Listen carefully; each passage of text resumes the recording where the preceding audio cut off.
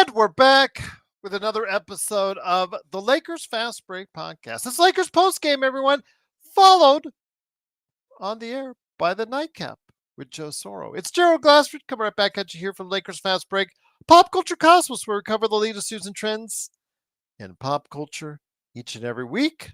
Twice a week, wherever you get your podcasts. On our latest episode, Melinda and I, you got to hear this episode because Melinda and I talk about what's going on with Call of Duty Black Ops 6. Now out and available. Also, as well, we touch on so many other things, including Star Trek, as far as lower decks are concerned, Legend of Vox Machina, and more. So go ahead and check out what we're talking about. Venom 3 as well on the Pop Culture Cosmos, wherever you get your podcasts. Inside Sports Fantasy Football, you still have time to go ahead and check out after the show here today. Inside Sports Fantasy Football to get your update on what's going on with NFL Week 8, and also for your inside scoop for fantasy football owners. Joe and I cover that as well on Inside Sports Fantasy Football. Also as well, of course, Joe Soros here, the happy Dodger fan he is. Congrats to the Dodger fans and congrats to the Dodgers out there up 2-0. You can also go ahead and check out what Joe's doing today is Ox1947 at LakersBall.com, and of course what he's doing with his company. Help Joe help the Dodgers with a new lawn for you today at Simblades, Simblades with a Y.com. Also as well, the Lakerholics crew on earlier today. You know, Laker Tom is like torn between the happiness of JJ Redick and his predictions starting to come true, and also his Yankees choking at every opportunity. So with that, go ahead and check out what they're saying today at Lakerholics.com. John Costas, Clutch Talk. And I just want to go ahead and announce, I don't know the status of Lakers Corner. Lakers Corner is kind of in limbo right now, but John Costa is on Clutch Talk. Lakers Corner is outside right now. Yeah, YouTube, I don't know, but Lakers Corner, YouTube, not working right now. So Clutch Talk for John Costa also as well. Of course, go ahead and check out what the guys are doing at Empire Jeff TV. Lakers in 5, Daniel Berry Sports Highlights, also as well, John McKaylee and channel. All these great channels. Like and subscribe, but make sure you like and subscribe to us today. We're getting closer and closer to 2,000 subscribers, and you can make that happen for us by doing that today. Subscribing, hit that little Joe in the right-hand corner of your screen so you get the latest notifications on when we go live on the air with the latest Lakers Fast Break podcast. And, of course, I've got for you out there a thank you for all the members out there. Get emojis, badges, inside information, and so much more for just $2.99 a month. You can become a member today and really helps us out here at the Lakers Fast Break podcast. Well, the Lakers back-to-back, even if it is at home, still tough as far as on one end, you have the Phoenix Suns. Then on the other, you have the Sacramento Kings. They got it done last night. Would they get it done tonight? They certainly got off to a good start. To start the game, got off to a 2-point lead and then a 6-point lead. At times, it was double digits early on in the first quarter. At the half, they did let some of it come back, but they still were leading by 4 points heading into the second half. But the third quarter started to take a downturn. They came out listless, making mistakes, turnovers left and right, 5 turnovers overall for LeBron James, 6 turnovers for Austin Reeves, sloppy ball handling to start the third quarter. Did not look good as the Lakers were starting to be down by themselves down by double digits. But at the beginning of the fourth quarter, Dalton Connect hit a 3 to start it up, and LeBron said, no, Dalton, I'm taking over from here, as he scored and scored and scored. Three-pointer after three-pointer, and both of those guys, along with the rest of the Lakers, went on a 21-0 run as the Lakers outscored the Sacramento Kings 44-33 in the fourth quarter and held off the fast-charging Sacramento Kings in a game not to be remembered for any good defense, that's for sure, but still, good offense by the Lakers. They got the job done, 131-127, and here today to talk about today's game and the great vintage fourth quarter for LeBron James. 32 points, 10 assists, 14 rebounds for the triple-double. Anthony Davis chipped in with 31 and 9. Good man indeed. He is here. Again, like I said, a happy Dodgers fan. What a great weekend for Joe. Dodgers up 2-0. Lakers go 2-0. It doesn't get much better than that. If the Steelers win, there you go. It is Joe Soro. And Joe, great to have you here. I'm telling you, my friend, this was probably one of the biggest weekends in the history of sports for Los Angeles, outside of the Olympics, of course. But I'll tell you what, it was a sports weekend for LA that was happening. Whether I was going to start the game from the beginning after the Dodger game ended, I'll get to that in a second here. I caught it at the 8-minute mark in the second quarter. I figured they were up by double digits. I think they were up by 15 at that point, or 13. And then things started to go south. Although the NBA is nothing but north and south. And they ended up going south, and then they ended up going north again. And then the Kings came back and almost made it north their way again. The Lakers scored 44 points in the fourth quarter after all that on a back-to-back. And LeBron is ninth on my list, folks. I hope that makes you feel better. I know you guys probably thought I was picking him 11th. No, I have him ninth. I have him on the second all-time team. Does that make you guys happy? Yes. Okay. Yes, we know. Yeah, you like that? I've been hearing that quite a bit from after you made that. By the way, that's comment. a joke. That's a joke. And those who say, I'm going to get to this real quick because someone had commented, those who say that Larry Bird is not as good as LeBron likely didn't see Larry Bird play. So if you didn't see both guys play, you should sit down, shut yourself up. Doesn't matter. Hold on. Life Collection just said Joe is a fraud, buddy. Bird is higher than Braun. This guy knows nothing. Did you watch Bird play? How old are you? 25? Yeah. Were you there? Were you there? No, you weren't. I'm waiting. Anyways, so where I am wrong so far, and we talked about this on playback, we are going to set a 30-day mark here. If the Lakers are in the top 4 by the end of 30 games, that means we're eating crow, or AKA olives. Yeah, you're 35, so you don't know what the hell you're talking about. Go sit down. You didn't see shit. You were born in 89. You know nothing. To put it in perspective, you said Bird was better than LeBron, correct? I think was I put him in my top 5. Yeah, and you put LeBron 6th in your. I put LeBron 6th. Yes. Yes, to be clear. Yes. Yes, LeBron is 6. It's Kareem, Magic, Bird, Michael, Kobe. And if that's a problem, then that's your problem. But don't tell me I'm picking wrong when you weren't alive when Bird was playing. I mean, he was playing in 89, 90, 91, and 92, but he was a shell of himself. A back injury started to creep up. For putting cement in his house or his driveway, unfortunately.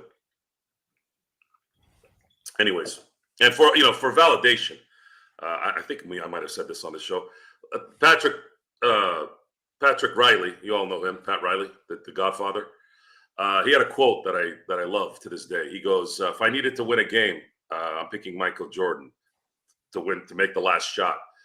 If I needed someone to make a last shot to save my life, I'd pick Larry Bird." So yeah, again, you're 35. You weren't around for any of it, so you're disqualified from that discussion. Now, if you were my age and you were saying that, I'd give you a little bit of. Well, let's get back to the game. Anyway, so I mean, what can you say? What can you say? The Lakers seem to have figured something out here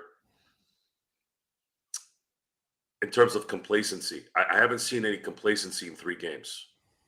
There's certain guys that may have not been doing well during the game. D'Lo had some downtime there. Max Christie. Defensively, it's still a mess. You can't look. Here's the thing, man. You can't play defense in the NBA anymore. When they were aggressive, it was a foul every 5 minutes for Sabonis. He's not putting his hands up, Joe. He's not even trying on the defensive end. Offensively, again, you're seeing good, at times some good spots for D'Lo, but on the defensive end, it's still not too pretty, Joe. It's not. I guess we're asking D'Lo to do something that probably he's just not capable of doing. But you know what? Let's credit the Lakers. Second night of a back-to-back, they put up 131. Let's go with the good stuff. At least right he now. made good. At least he was distributing it well. Yes. At least he hit a couple shots. The only issues that we saw that were probably going to stay the same was Max Christie and Gabe Vincent. They're not doing well at all, which isn't a surprise either. Connect is doing his job. Played 20 minutes tonight. Had a couple threes. Kind of sparked that fourth quarter a little bit for the boys. But LeBron did his thing, man. LeBron did his thing, and AR was facilitating really, really well, dealing with all that pressure and contact. And AD did his thing too. AD had three blocks again tonight. I'm telling you guys, they capped the blocks for AD. It's 3. He could have 8 blocks. They'll still have 3 at the end of the game. But winning always is the number one thing. And the Lakers are 3-0. And we talked about if they were 3-1 in this first 4-game stretch before they go to the Midwest, that was a huge. That's the place to be, and we're guaranteed that now. If they end up winning in Phoenix, obviously that'd be great. But starting this thing 3-1, winning all 3 games at home, especially on a back-to-back, this is free money now. Winning those back-to-backs, especially against a team like the Kings, who were rested, that is house money. And great work. I hope they continue to prove me wrong. And y'all can get on me on that one in 30 games if these guys are sitting at 20-10. I said we'll go down together, my friend, on that as far as that's concerned. We'll both eat the black olives if that's the case. Good deal. 30 games in. But once again, it is the Lakers winning 131-127. They're now 3-0. I did promise JY we would talk about this. And of course, I did mention on the pregame, Baron Davis, of all people, tweeted out there that he saw JJ Redick at the car wash earlier today. What was he doing, Joe? He happened to be on his tablet studying the various parts of the Sacramento game, both on offense and defense. He was studying and trying to work out the defensive sets for, to try to combat that against Sacramento. That's the attention. That's the kind of work ethic you want. The work ethic for Ham was always put in question, and obviously we saw that at times displayed out there as far as the lack of preparation. That's one of the things that was cited in his removal as head coach and replaced by JJ Redick. And again, JJ came into this, didn't have any experience. So we, Joe, and a lot of other people were thinking, okay, we got to see it out on the court. But one thing you cannot complain about, Joe, is the time, effort, and the fact that JJ Redick is taking this very seriously, and it's helped the Lakers make good decisions to get this team to a 3-0 mark so far, Joe. He is backing up the bravado. Yes, Che, you are right. He is backing up his talk right now. Yes, he is. Unfortunately, there is one issue with this setup in the future is we can't have LeBron playing like this all the time. And the Lakers have a really, really bad deficiency in guard with Max Christie and Gabe Vincent. I don't know if there's a way they can somehow get somebody in here that could at least spell a little bit from a scoring standpoint. But I think that's going to catch up to him later in the year, and then obviously the playoffs.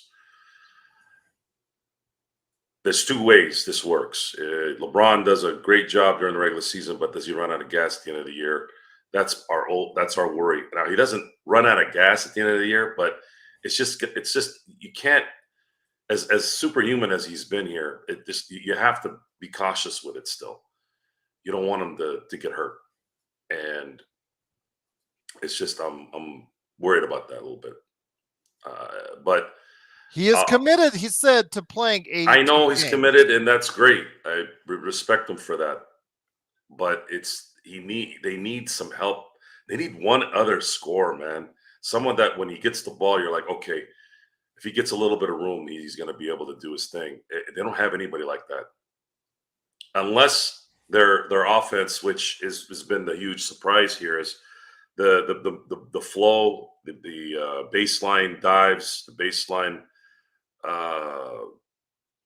bounce passes to the open man under the basket. Like these plays have been really, really good. I've not seen these the last few years, at least not in the abundance that I've seen it in. Dalton Connect is still 3 games into his career. I don't know if he's going to get better or if he stays like this. I'd say I'd be pretty satisfied if he stayed the way he is, playing 20 minutes and dropping 10 points and a couple of threes. If he gets better, sure. I think there's a lineup there that I'd love. The lineup I loved today was Dalton, AR, Rui, and Lebron and AD. I think that might have something there. What about the lineup that he's? I'm sorry, not Rui, D'Lo, because you have 3 shooters. Well, let me ask you this: what about the lineup that he's been utilizing at the end of first and third quarters with Gabe Vincent? It's either I think it's Jackson Hayes, AD, LeBron, Gabe Vincent, and I think he throws in either Max Christie or at the beginning of the quarter if it's Dalton Connect, but I think it is Max Christie on that. Your thoughts on that lineup so far? Mixed results. I mean, Max Christie is still a -20 for the game, so obviously that's a detriment, but they seem to be going and relying on that at the end of first and third quarters with varying success, Joe. What can you do? You got to spell the starters, and Gabe Vincent and Max Christie are they're the only options off the bench. The 9-man rotation is the starters, and then you have Christie, Jackson, Connect, and Gabe. That's the 9-man rotation. He is sticking to it. Even on a back-to-back, he's stuck to a 9-man rotation. There's no one else. Who else are you going to put in there? Tonight, JHS and also Cam Reddish were out for personal reasons and illness, just to let everybody know. But looking at the bench, as I saw it, Maxwell Lewis, Armel Traore, and Bronny James were your only other eligible players. So I get why he could only rely on a 9-man rotation. Well, I mean, that's not a surprise. We know what the roster is. We know who they are. There's none else. JHS is not likely going to be a staple on this team. Redick is probably 5 months, 6 months away, depending on when the Lakers season ends, away from probably playing in Europe at this point. Christian Wood was too busy getting ready to do Friday Part 4 today on the bench. I guess Vando might be something here that we can figure out, but Vando's not an offensive player. So how does he help you if Max Christie and Gabe aren't making shots? How does JJ Redick? I think that's the first question I'd have for JJ. Well, if you get Vando back, how are you going to cover for Gabe and Max Christie's deficiencies? Because he basically has the same, if not worse, on the offensive end. He's better on defense, but how does his next setup play out on offense? Are we going to rely on LeBron, AR, D'Lo, and Connect to be the offensive shooters throughout the whole season? I think that's the only choice they have right now if they continue with this roster. Once again, it is the Lakers winning 131-127. Almost 100 people in the house. Truly appreciate you joining us. This is Gerald Glassford along with Joe Soro, aka Ox1947 from LakersBall.com. Gerald Glassford here. Thanks so much again for watching, listening. Truly appreciate it.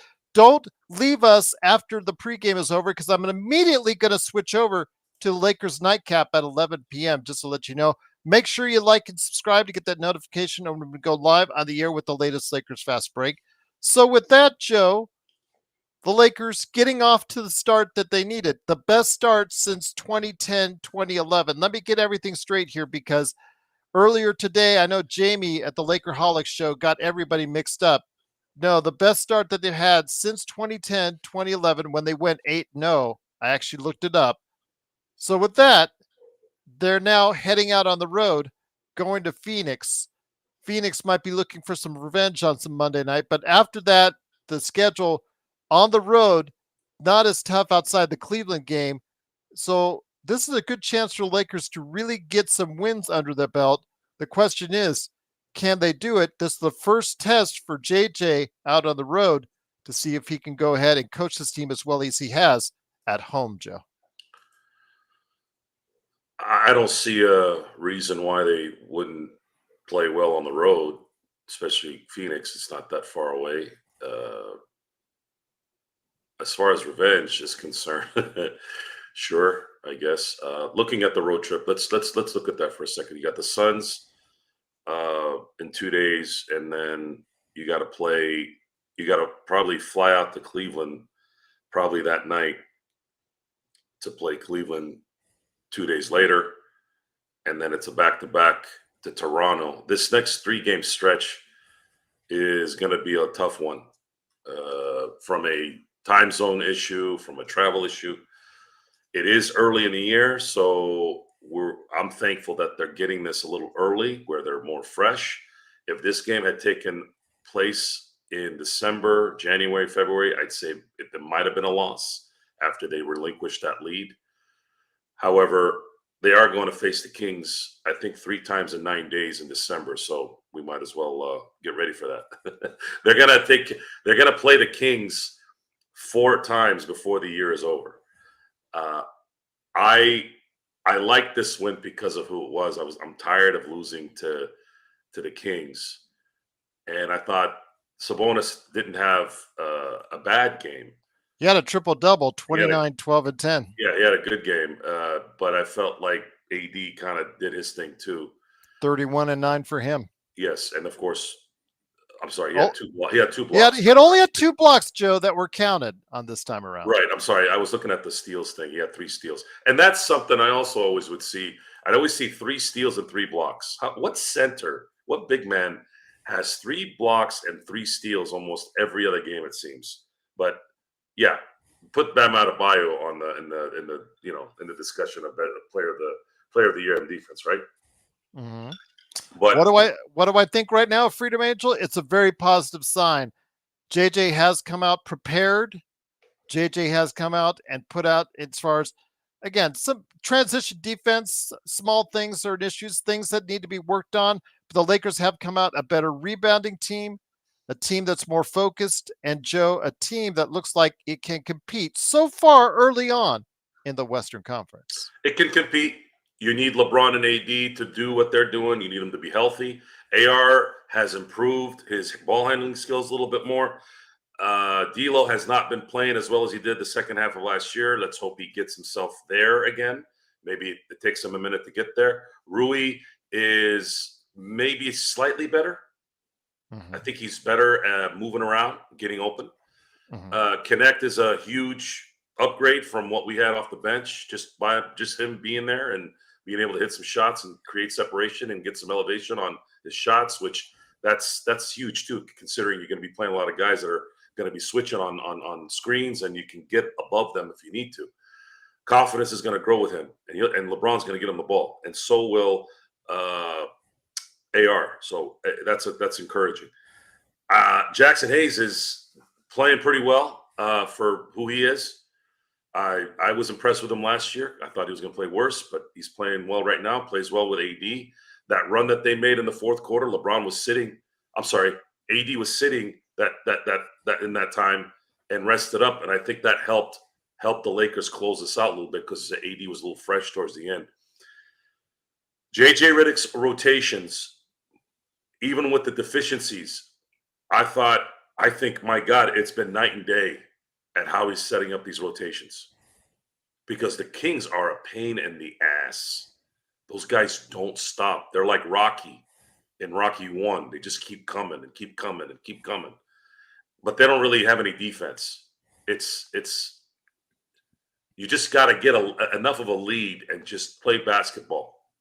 Just trade shots. And DeMar DeRozan learned how to shoot threes tonight, coincidentally, all of a sudden. But luckily, AD also learned towards the end there, hit that 3, which I think was the dagger against the Kings. Life Collection, I don't think Joe was negative about him outside of the comments that he made about previous generations of basketball.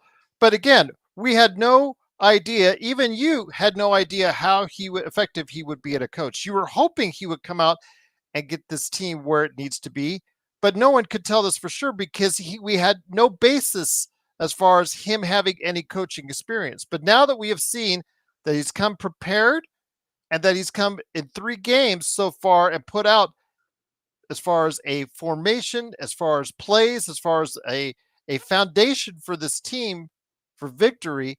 So far, you have to give him a ton of credit for getting this team to where it needs to go. But before we bash on Joe and say haters, haters, haters, we wanted to both of us to see what it was like out on the court. We weren't really to anoint him like Laker Tom was as the next Pat Riley before the season even started. We just wanted to see him out of the court, and the early returns so far, Joe, are very promising. Yes, we have a pretty big crew out here tonight, so I'll reiterate a few things just real quick. I didn't have the only negativity I had towards JJ Redick was the fact that he had denigrated Jerry West, Bill Russell, Will Chamberlain era basketball, like calling saying that they played with plumbers, and the other was saying that the '90s was watered down. That's probably the two things that bothered me about JJ Redick. As far as his coaching, we had discussed that I had no idea, I had no basis to set anything for JJ Redick because he's never coached, and the past, I guess the common sense says, how is this guy going to coach if he's never done it? Most people who have gotten their first coaching gig usually are assistants somewhere. He wasn't even an assistant anywhere. So that was it with JJ Redick. Now, what I did take home all the way with is the fact that Rob Pelinka did not enhance this roster in any way, which is true. And Max Christie, Gabe Vincent, right now are not helping. They have not improved since last year in any way. Well, Gabe Vincent, you can say him being out on the floor is an improvement. He's out. He's at least playing. But those 2 shots he threw up towards the end there, that looked like me after not playing for a couple months. That was horrendous. But Rob, I don't know. We have to let this play out. This team is playing well to start, but it's not sustainable. I don't think it's sustainable. They might not be as bad as I thought they would be if they actually are in tune with what's going on and they actually improve in a lot of areas chemistry-wise. Then the Rob Pelinka has to look at this and go, man, we got to somehow figure out a way to get one more guy in here. Yep. That's pretty much it for the rest of the year. There's no other way to look at it. It's nice seeing the Lakers on top of the I know it's only 3 games, but I just saw the standings and I'm like, man, it's been a while since I saw Lakers number 1 on the top. Yeah, been a while indeed. But once again, the Lakers win 131-127. It is Joe Soro along with me, Joe Glassford. Thanks again for watching, listening. Truly appreciate it. To the over 100 people in the chat, it is truly thanked by all of us here at the Lakers Fast Break that you hear. Please make sure you like and subscribe. It truly helps our show become one of the best Lakers shows that are out there. We're already one of the best podcasts out there, according to FeedSpot. We'd like to make sure we got your business as well. But Joe, I know that on the nightcap later on, you're going to be talking about the Dodgers' great success. So I want to leave that for the nightcap per se coming up at 11 o'clock. So I'll finish the rest of the half hour discussing the Lakers. But again, 3-0, you're taking this momentum out of the road. This is early on a key 5-game road trip for the Lakers to sustain that momentum. And yes, they do have a couple of tough games at Phoenix, at Cleveland, because Cleveland has been playing really well as well. I think they're 3-0 as well to start off the season. So with that, Joe, what do the Lakers need to do to find success on the road this upcoming road trip? The road sometimes brings guys together. They're in the hotel room, they're eating out together, they're going to the movies together. And you've just come out of a 3-game season where you're 3-0. They're going to feel pretty good about themselves right now. And I don't know if they even thought that they'd come out 3-0 out of the gate. I love home wins. When you win the home games like this, especially on a back-to-back too. Those kind of games tonight. I've said this for years. Those are championship medal games. They're little hints of like a I'm not thinking of the right word here, but they're like little hints of these guys have a certain mentality, like we're going to win this despite a back-to-back, despite the fact that we're probably missing a couple things here and there. Those are huge. I'm not saying that they're going to win the championship this year. Obviously, we have to wait for that. But it's those kind of games that tell you a little bit about the team, because it's easy to lose these games. It's easy to say, well, it's at the end of a back-to-back. You have to look at the context, guys. Context is huge here. I've been trying to preach to anyone that will listen. Context is huge in life. If you don't understand context, you end up just being tone deaf to things because you just get tunnel vision onto what you want something to be. So you have the context here is that you are not going to look at this and say we're on a back-to-back. You have to look at your team. Everyone on the team except LeBron is young. A lot of them are in their mid-20s. Like the scale, they're 28 to 23 to 24. Those guys should not be getting tired on a back-to-back, especially 3 games into the season. So this makes more sense. This makes more sense that if they are indeed buying into JJ Redick all the time, and we're seeing the results of this due to the spacing, due to the movement, due to the fact that AR has improved his ball handling skills, due to the fact that LeBron seems to not have anything downgraded in his skill set. AD is doing his thing. You got Connect, who's coming out of nowhere with some expectations and actually coming through. And then you have Rui kind of being the guy, being Rui. Well, folks, I'm sorry, but you got to have to win these games. These are the games when you win them now, they're going to help you later. When you do lose those games that you're kind of like, it's worse when you lose these games and then lose those games later. And this is something Darvin Ham did not get. He didn't freaking get it. And I don't understand how someone who's been coaching and playing in the NBA for all this time, because that's the first response that I think of. It's not just, I know what the common sense thing is. I've never played in the NBA. I've never coached in the NBA. I've never done anything inside the NBA. So if some a-hole like me is out here yapping about, hey, you should do this, you should do that, it's not going to sound right, correct? But let me ask you this. You tell me this. You're telling me that I don't have a reason to look at somebody who says that the fan base is too dependent on each game and not get mad at that? I'm mad because he is experienced, because he did play, because he is coaching, and he's been coaching for years. And for him to say that, that's bad. You're essentially like, you're not a team where you can just loaf. This isn't the Bulls in the 90s or the Lakers of the early 2000s where you can take games off or weeks off. This team doesn't have any room for that.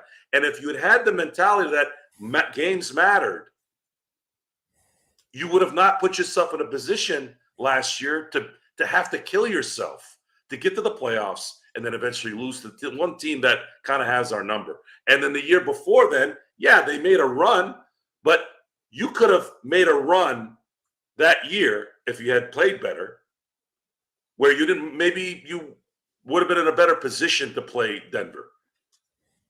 Probably not, but definitely last year. But you can't, the great thing is the boys looked like they cared tonight. I know that sounds weird. They're playing, they're athletes, they're competitors, but it's different than what I saw last year. They would have quit on this because they were doing it. These games, this is not an anomaly. This is exactly how the Kings play every time they play the Lakers. The only difference tonight was the Lakers not only got out on them at the beginning, they let them come back in and they were taking the lead. They were going, south quick. And then all of a sudden they came out of nowhere and just started hammering them. Last year with Darvin Ham, they would have lost this game. So I don't know what JJ Redick said. I don't know what he's saying. But players want to be coached, folks. Heck, there's an interview where Kobe talks about that during that whole a coach every 15 minutes era. Great ones want to be coached, right? That they do. And speaking of that, I got something to talk about once we get our boy in the show about LeBron. I don't think he's here, is he? Which one? Joe Ingles? Sean Harder. Oh, Sean Harder. Okay, here? Sean, if you're in the chat, I saw you earlier today, so I don't know if you're here. Joe does have a message for you, I guess, based off of one of the emails he sent. LakersFastBreak@yahoo.com. Kurt, no, that is incorrect. I may go to a game because I'll get some comps here in Las Vegas, but yeah, I won't be a paying customer for the Athletics, that's for sure. But once again, he said Kurt's being Kurt. Kurt's joking around as always. Kurt, why do you have to hurt people's feelings all the time? Once again, it is the Lakers fast break. The Lakers do win 131-127. Looking at the stats again, Anthony Davis, 31 points, 9 rebounds, 3 steals, 2 blocks. LeBron James exploding in the fourth quarter, leading that 21-0 run, 32 points, 14 rebounds, 10 assists for the triple-double. D'Angelo Russell and Austin Reeves, getting back to them, Joe, before we get into Rui and back into Connect. The starting backcourt had its ups and downs, Joe. Just like the game, had its ups and downs. 6 turnovers for Austin Reeves. D'Angelo Russell, terrible defense on the negative, but on the positive, good passing by D'Lo, good distribution by him, and 3 of 6 from behind the arc and 6-11 overall for 16 points. Austin Reeves, coming off of last night's great game, still shot the ball well, 7 of 12 from the field, 2 of 4 overall from 3. That's the kind of shooting, mind you, it wasn't 20 points each plus, but still, that's the kind of shooting we need. I just wish it's some of the other things that both Austin and D'Angelo need to work on to fine-tune these things, but still, solid performance from the backcourt tonight, especially on the offensive end, Joe. Yeah, defense is hard to play against Sacramento. The Sacramento is they are just a ridiculous NBA offensive juggernaut in a lot of ways. They just score, go, score, go. I mean, they're just relentless. I told you, they're like Rocky. Oh, by the way, Jeremy wanted me to comment on the shoes. I guess he doesn't like the style of shoes out there, but I wanted to give Jeremy some props out there because I guess he doesn't like the style. Life, I don't know, man. I don't know. I really don't know. I know you didn't like De'Aaron Fox's shoes. Yeah, those are terrible. The ice cream coals, or the what do they call it? The blue raspberry Slurpee shoes. Yes. The Lakers. The Lakers would have to, if they were going to get anybody of substance, they'd have to trade some of the guys that are actually very valuable right now. The only way you can justify that is if they got someone so astronomically good, you can do that, like a legit 3 guy. And then I'd take my chances with LeBron, AD, and that third guy. If that guy's really good, to make one more run here. But I don't know, guys. It's they're going to have to give up some kind of draft capital at that point. It would have to be something big, but it's just no one's available, man. No one of that ilk is available. Joe, do you think LeBron's scoring workload will be less this season, but lead to more wins? According to Robert Wheeler, he's asking that to you because LeBron 16-21 his first 2 games, and the Lakers still won both. It is LeBron.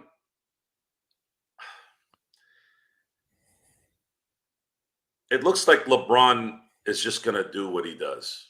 I don't think we're going to be I don't think he's thinking about his age or if he's tired. Only we think that because we're realistic. We've seen 2 series the last 2 years in the playoffs where the guys run out of gas towards the end. It's tough. It's tough. However, the similarities of the last 2 years is that they put themselves in such a huge hole at the beginning of the year that they had to kind of grind themselves out towards the end after the All-Star break. Maybe if they actually start out really well here in the next 30 games and they're not having to kill themselves toward the end, maybe they might have enough energy. Maybe LeBron might not be as tired going to the playoffs. And maybe my prediction of Denver hitting the finals right now. And I threw that out there because I have such huge respect for ex-champions that don't make it the year after they win.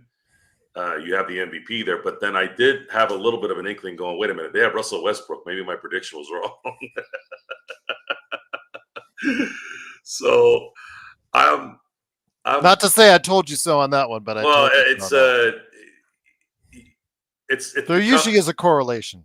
It's when you have a champion that's got a reason to really kill themselves to play, and they're still relatively very young, and they just gave Aaron Gordon a big contract, so they're all in on this, and there's a lot of continuity there. There's really good players there. I know they're 0-2 right now, but we got to wait this out, guys. It's still kind of early, but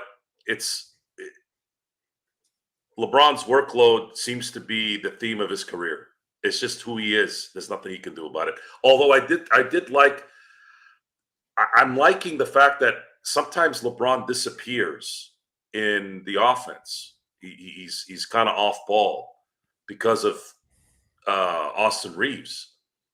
And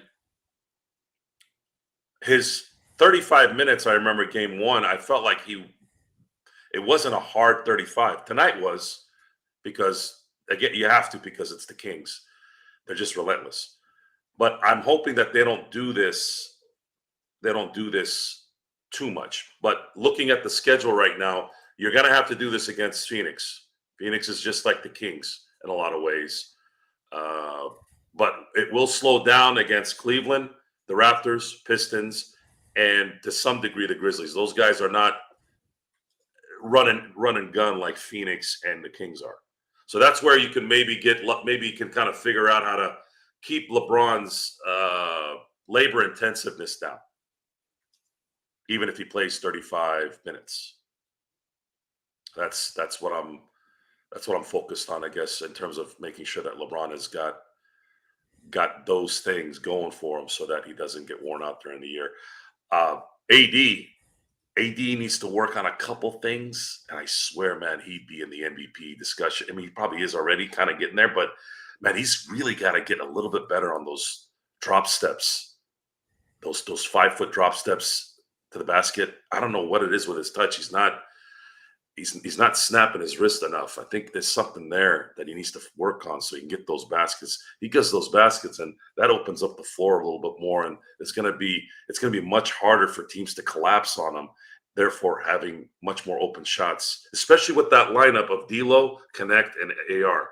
I'm telling you right now, AR, D'Lo, and Connect with LeBron and AD, you're going to see that lineup, and I think that's going to be a very successful lineup in the future. Once again, it is the Lakers. For those joining us, they're winning. They won 3-0. They're a winning team now, 3-0. They win. They come off with a big victory on Saturday night, 131-127 over the Sacramento Kings. It is Joe Soro, aka Oxide247 at LakersBall.com, along with me, Gerald Glassford. Thanks again for watching, listening. If you like what you see, please like and subscribe to the over 100 people watching on Facebook and YouTube. Truly appreciate you doing so. Follow us today on Facebook to get the latest notifications on when you go live on the air with the latest Lakers Fast Break podcast. So, Joe, with that, again, 15 minutes left in the post game, and then immediately we'll switch over to the nightcap with you, Joe, so you can go on and on and on about the success of the LA Dodgers World Series, up 2-0 as the series heads to New York. Again, the Lakers with the victory. They're about ready to head out on the road for their first road trip of the season. I am still concerned because, like you said, the 9-man rotation, it has worked so far for JJ. But again, like you said tonight, we had JHS is out. Not really a big help there. Cam Reddish, not really a big help there. Your miles may vary. After that, you had Maxwell Lewis, Amel Traore, and Bronny James. It's not really inspiring any confidence in me as far as the bench and the depth beyond that. We need better performances from Gabe Vincent and Max Christie. -20, 2 points for Max Christie, 1 of 4. Gabe Vincent, 1 of 6, 0 of 4 from behind the arc. Both Vincent and Christie combined, 0 of 6 from behind the arc. 2 points each from those guys. Jackson Hayes only gave us 4 points, but he was a +24. these guys have got to give us more, Joe, because last year the Lakers were one of the worst bench teams in the NBA. And if you're only giving us, and if Dalton Connect is the only one that could give us offense off the bench, that does not bode well over an entire 82 game season. No, it doesn't. That's the issue. You have Hayes, you have Connect off the bench that are contributing. The weird thing about tonight's game is AD was a minus 22 and AR was a minus 20. Again, the plus minus stat is good as well as equally bad to Yeah, assess. AR was minus 21, Yeah, Anthony Davis minus it's 22. it's just as bad as it is good. I don't even understand. I mean, I understand how it works, but that just I don't even know what to But say. sometimes it is reflective. Like for instance, Max Christie, he has performed poorly all 3 games, and in doing so, he is the worst plus minus on the entire team. There, I think it's a more honest reflection of his performance overall. With some of the others, like you said, it's not so clear cut. No, Gabe Vincent hasn't really played for a year. Maybe he needs to get going a little bit. I'm gonna give him the benefit there a little bit. I don't know it, but he's never really been a good shooter. So what's his benefit on this team? He Is has it been playing good defense. I okay? will give him So you're gonna have, let's say when Vando gets back, you're gonna have two defenders on the perimeter, correct? that. Is that how is JJ Redick going to use those two guys in a lineup? Likely, let's say at the end of the game when you have elite scorers, either at the guard position and or the wing position. You're going to meet those guys. You're going to see those guys. Denver is one of them, right? What was our problem with Denver? Is you got an elite athlete at the guard and you have elite athletes at the small forward positions, whether it's Michael Porter Jr. or whether it's Aaron Gordon. Yes, Aaron Gordon isn't going to drop 30 on you, but his athleticism and his team concept has been a problem. Are those guys going to be able to do enough there on defense and then be deficient on offense so that LeBron and AD and let's say Connect or AR can shoulder the load? That's likely how that's going to play out. He's a streaky shooter, Gabe Vincent. He always has been. So maybe he'll get on a heater some point in time in the season, and the Lakers can ride off that. But yeah, the points outside of Dalton Connect off the bench, that has to get going because you are just so reliant, just like last year, on the starting lineup to do everything for you offensively. And that over a course, like I said, of an 82 game season, that's hard to do, especially with LeBron and AD shouldering so much of that load.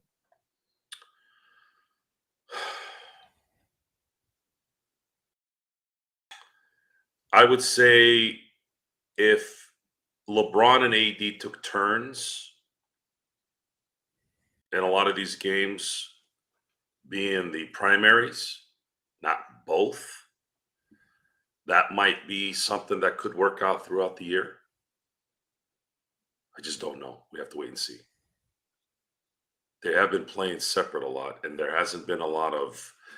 I mean, they did come back when I think AD set in the second quarter.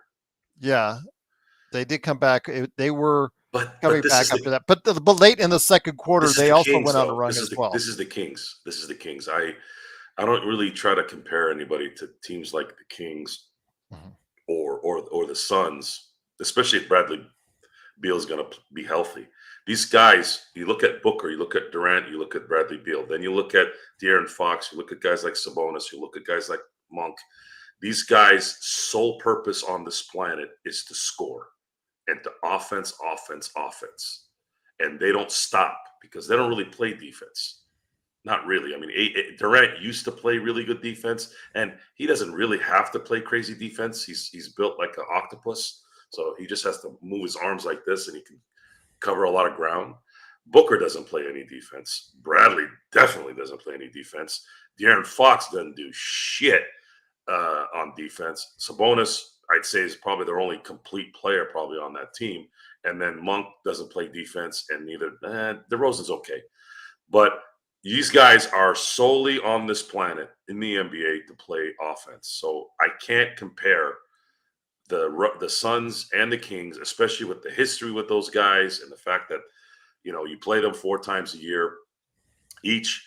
Those guys are going to come out. Doesn't matter if it's in a barn. Doesn't matter if it's in a freaking during an apocalypse. Those guys are always going to run and gun until you fall.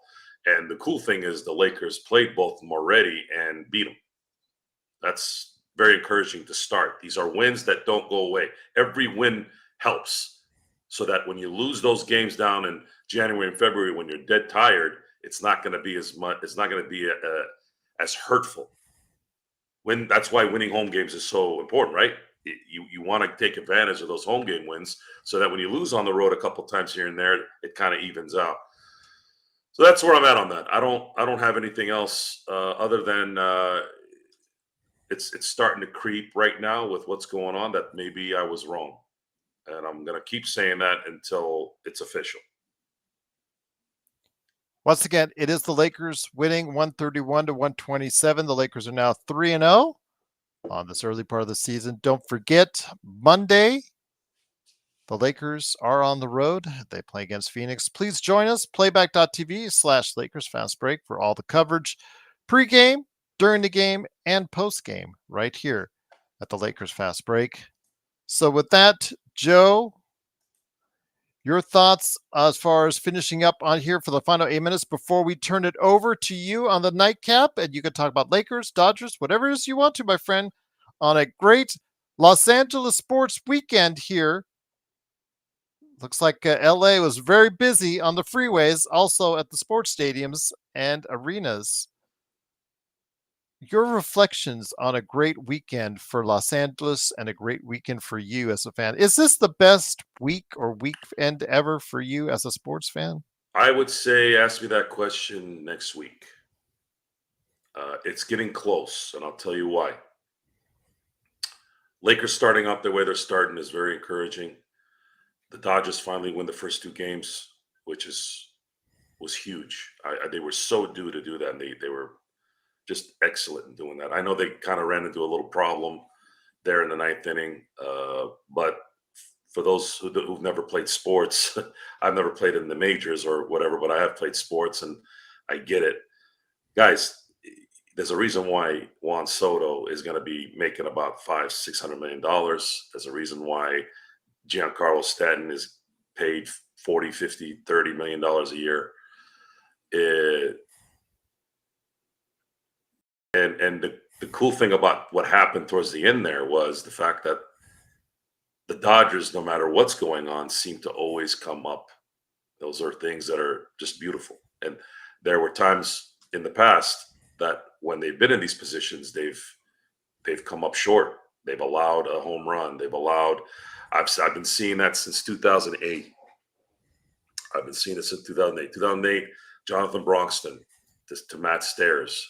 And that was the year, had the Dodgers won that series in the NLCS against the Phillies, they would have met the Tampa Bay Rays. That was Manny Wood at the time. Manny came in like a bolt of lightning at the trade deadline. And I mean, the Dodgers were on a roll.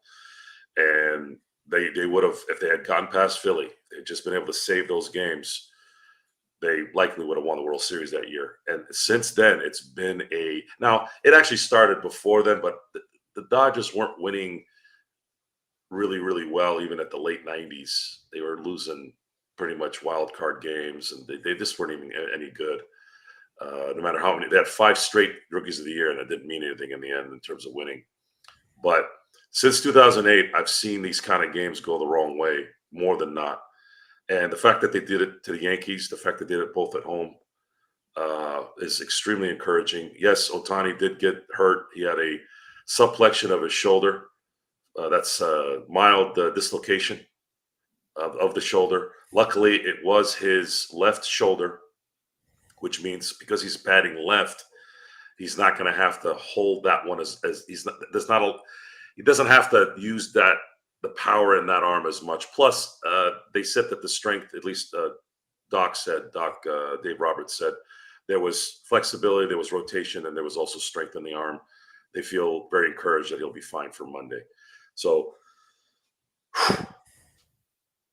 my excitement, and on how this could be one of the most perfect weeks that I could have, or perfect couple weeks of football, especially against a particular city. So the Steelers beat the Jets last week. The Dodgers beat the Mets last week, and the Dodgers are beating now the Yankees. What is the common theme there? They're all New York teams.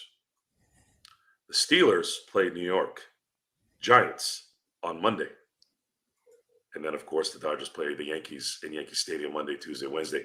So there's a very big chance that there might be a culmination of my teams beating the New York teams the last few weeks. And I think that's kind of poetic. But I'm excited. I'm very excited. The Dodgers have been, in a lot of prognostications, have been picked to win in 6.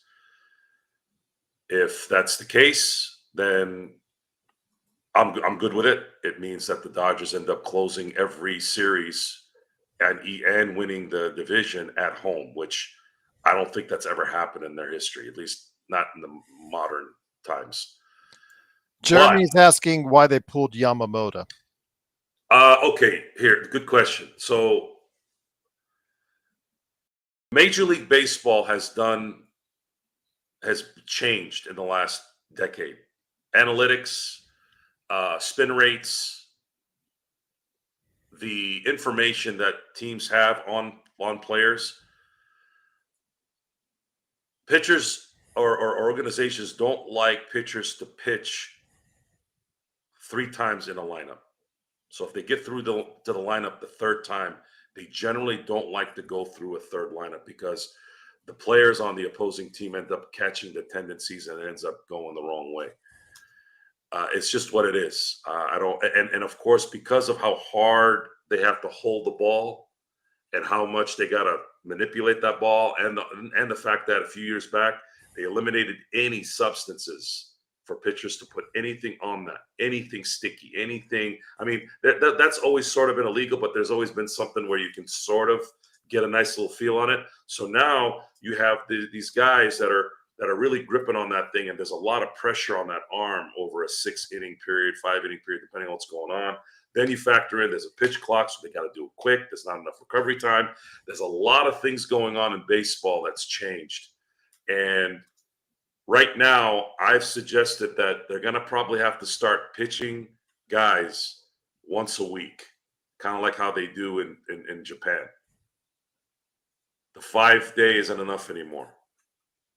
I think that's the only way we can fix this, unless they can at least allow them.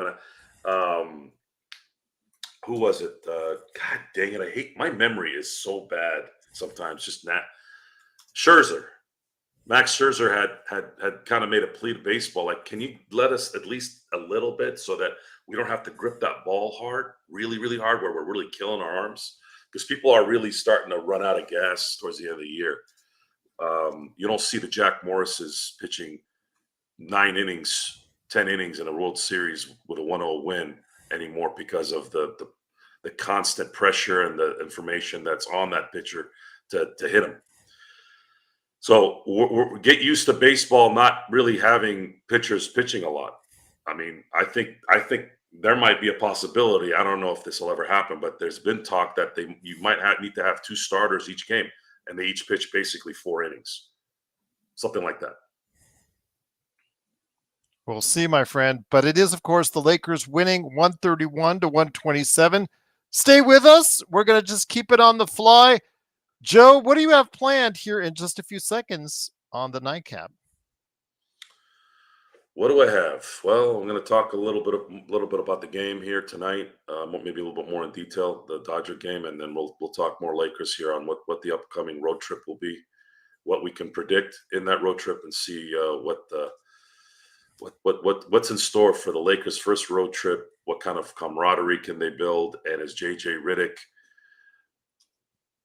going to continue to impress? Winning always impresses, right? Yes. So we've hit 11 o'clock. Are we officially on the nightcap? We will be in just a second, and I will turn it over to you. I'll come back on a little bit, but for now, the Lakers Fast Break podcast post game has ended. And with that, the nightcap in just a few seconds will begin right here, coming up in just a second here, getting it all straightened out. But yes, the nightcap will be coming up here in just a moment, right here on the Lakers Fast Break Podcast.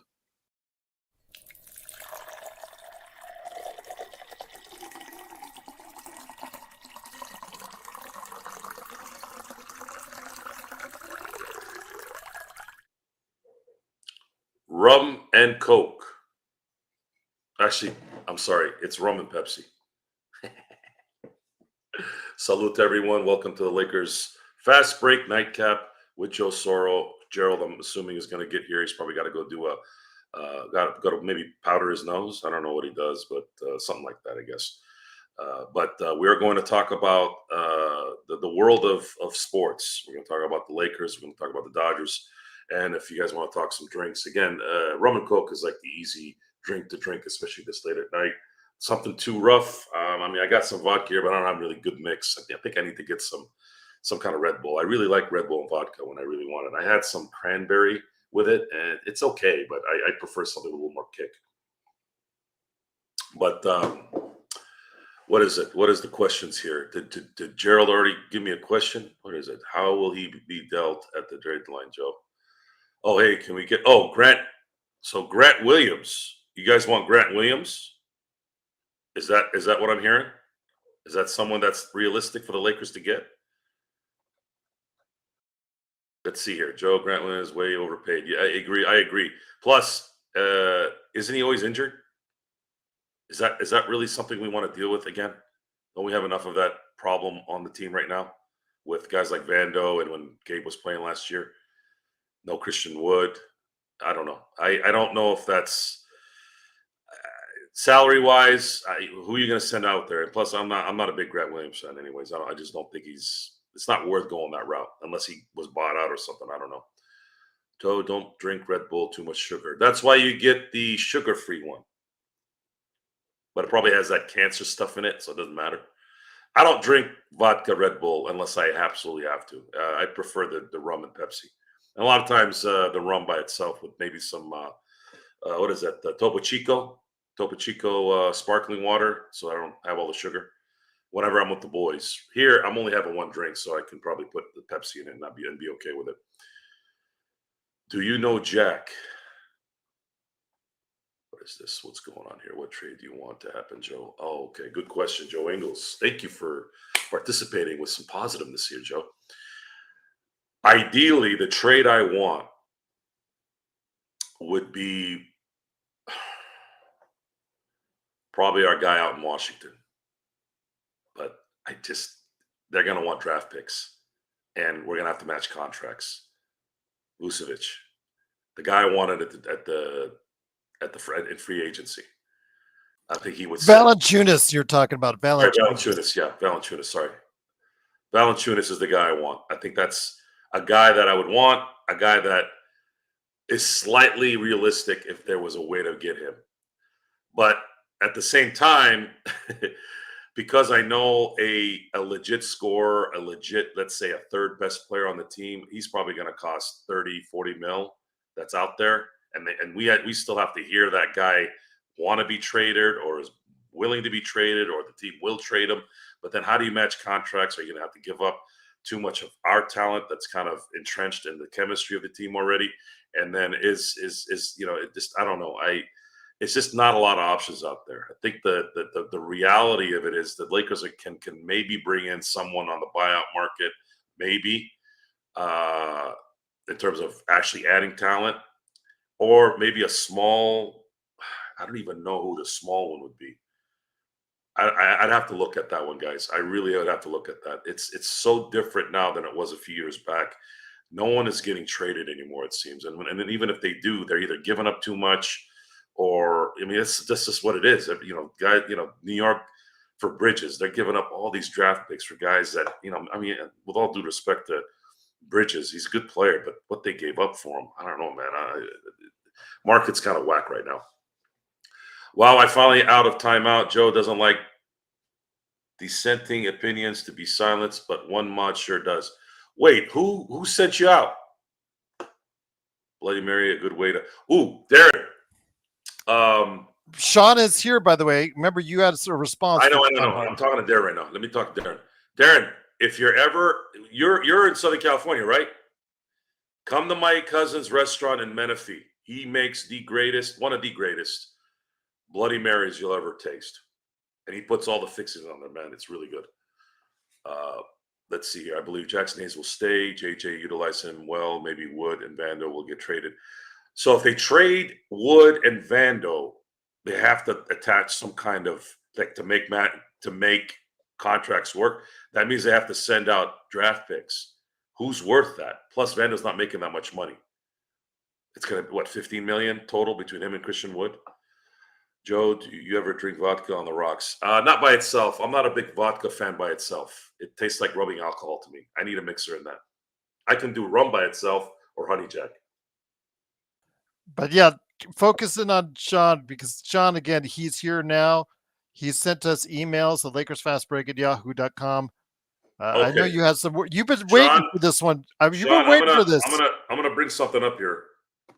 Let me get my notes. Hold on a second. So I'm gonna say a quote.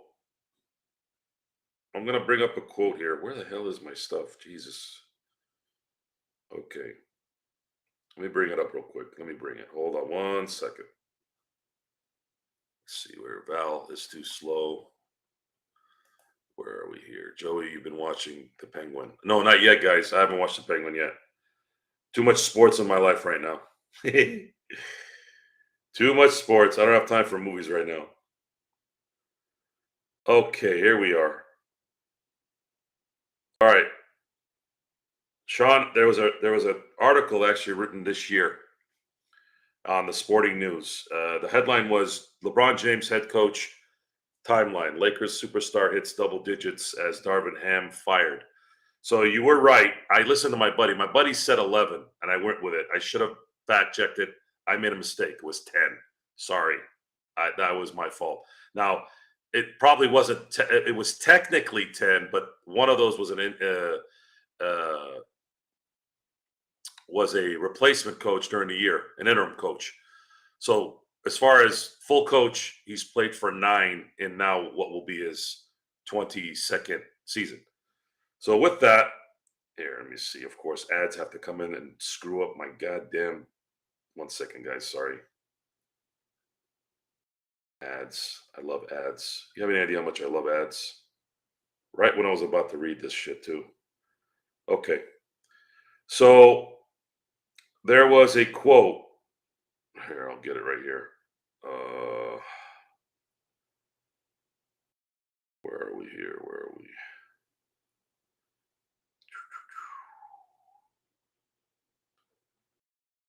Almost there, guys. Let me get my notes. More ads, more ads, more ads. This is a disaster. Okay.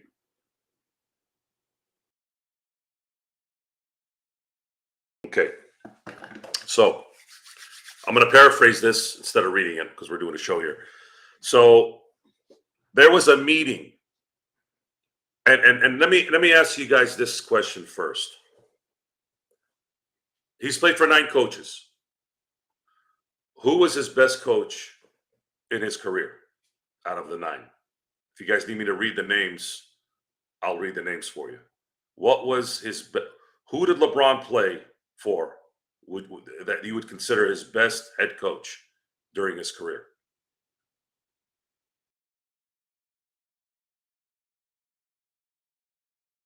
Anyone? Anyone? Gerald, if you want to chime in here. Anyone? So you guys think it's Ty Lue.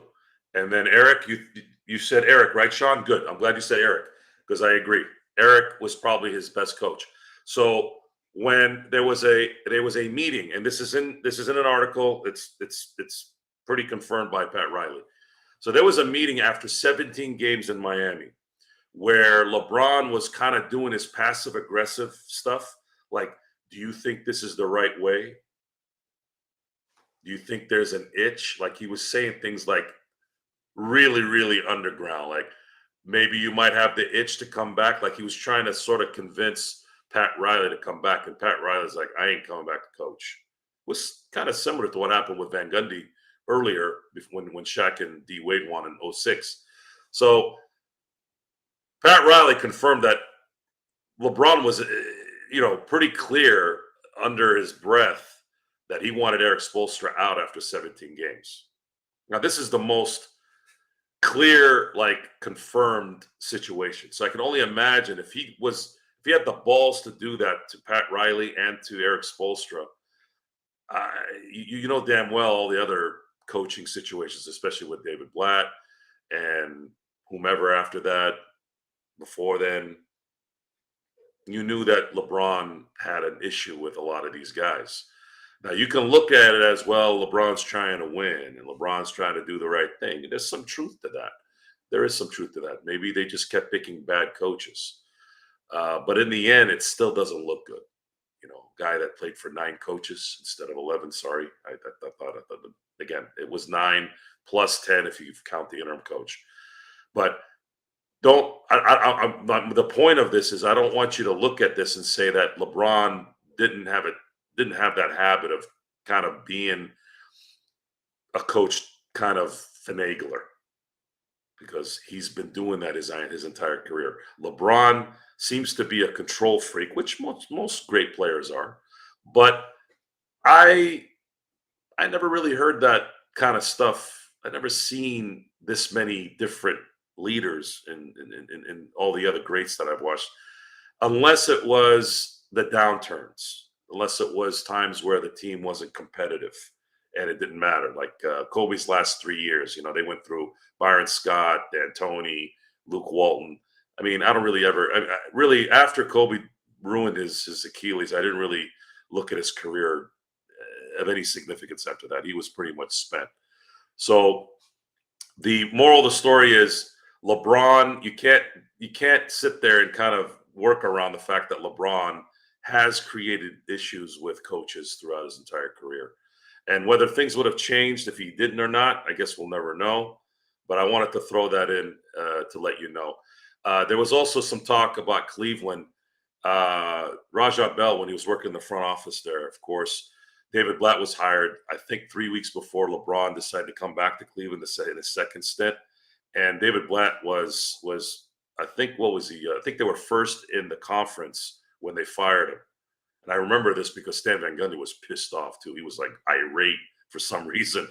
But you tell me, guys, does that look right? You have you're number one in the conference and you don't like this guy, and whatever happened over there, it's been debated on whether it was David Blatt being kind of rude or LeBron being LeBron. But I've never seen a coach get fired being number one in the conference. That's kind of nuts when you think about it. And it just so happened that it was a LeBron team. So there's issues there, guys. Sean, there's issues there. Whether that matters to us here, probably not.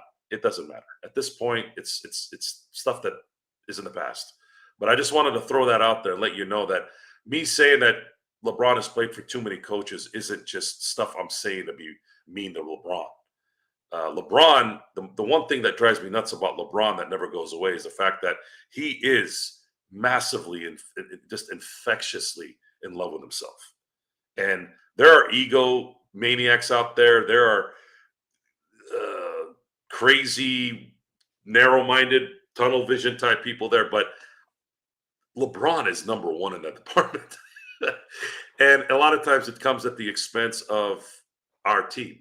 I didn't care what he was doing in Cleveland or Miami, but in LA, if you're going to be a kind of an issue there, you're going to get called out by the Lakers and or at least Laker fandom. You all remember LeBron when he first committed to come to LA. They were trying to put murals around LA, and they were all getting spray painted. Man, people in LA did not like LeBron. It's not just me. It's just he's just a different guy. He's not. LA has a different personality, or at least it did at that time. Now I don't even know what the LA is. LA had a little bit of kind of panache back then, but now I don't know what they have now. Now it's just spray cans and homeless and Skid Row stuff. But I wanted to present that since you're here. We got your email and you had a pretty good point, and I wanted to throw my point out there. Whether that helps the matter or not, at least somebody got some explanation on it. So What else? What else we got here? It was hard watching Bronny where his hands go. By the way, just to add on to Sean, I want to thank him for being a loyal viewer. He has been very complimentary to you and to me on the show. So again, we truly thank him for supporting us here at the Lakers Fast Break, and a great question that he brought up to us. I want you all to understand. There's some new people here. Okay, I am a grown man. You all know that. You can see it. Now, the difference is, I want you guys to really, really remember this. A lot of the boys know this. You all can come at me. You can come at me. I'm going to come back at you. Sometimes the volume might be a little higher than normal. Sometimes it might be in the middle. Sometimes I might just say, you know what? You're right. I don't know. The whole point of the show is to work off kind of the feel of the show.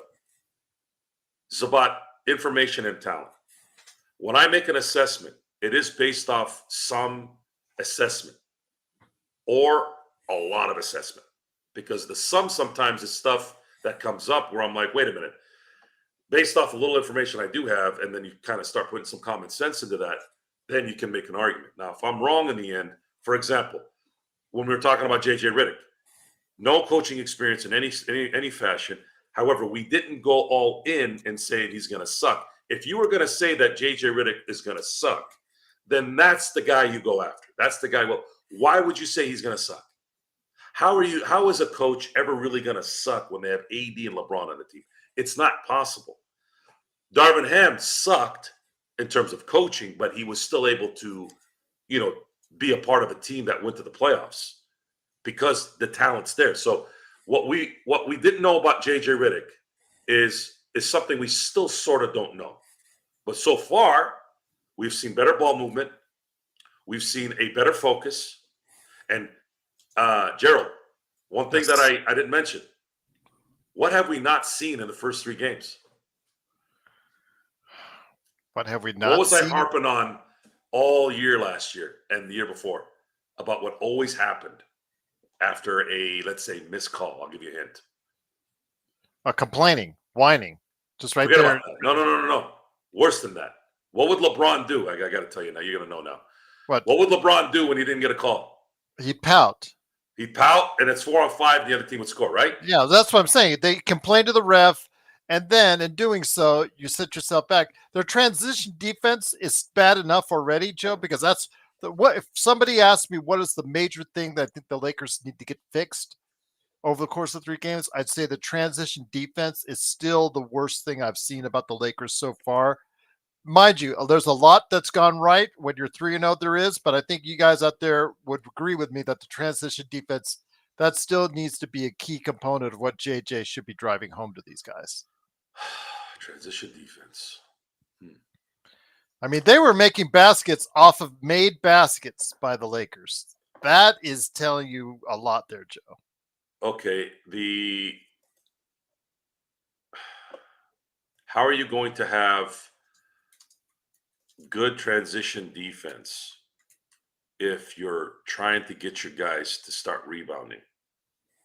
That's another thing that I've noticed in the first 3 games. They're not getting destroyed on offensive rebounds. They're still, it's always going to be some that come in, but I haven't noticed in 3 games where I'm like, every time, like it happens now a little bit here and there, like it's supposed to. So now what? How are you going to combat? How are you going to get the court balance that way?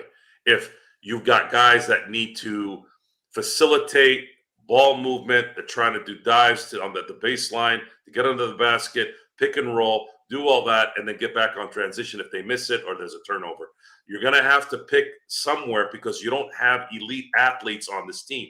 Think about that. LeBron is probably still the best athlete on this team. And then AD's like a hair, if not even with him, correct? Like when LeBron still looks like he still looks like he can run a seam route in football as a tight end. I mean, he rolls quick. So how are you going to do that, Gerald? How are you going to do all that? Well, a lot of it, some of it's effort. The guys that are back on defense or for this transition defense, in a lot of cases is Reed. Is it effort? In the case of D'Lo, a lot of times it is effort on the defensive end. Okay, I'm not going to argue against that, but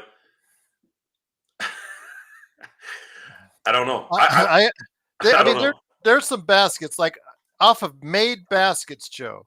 You should not get being caught on the transition defense. You should not be getting caught. A guy should not be scoring a layup off of your made basket you just made. That I think communication has a great deal with it. It's again effort, communication. I still think there's still fine things that they need to work on. But again, 3-0. How much? This is nitpicking compared to the overall product from what we've seen so far. 3-0. I am very happy that the Lakers are where they are.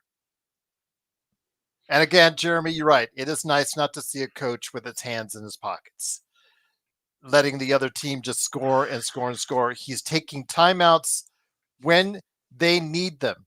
And that I've seen so far. I'm very impressed by that, Joe.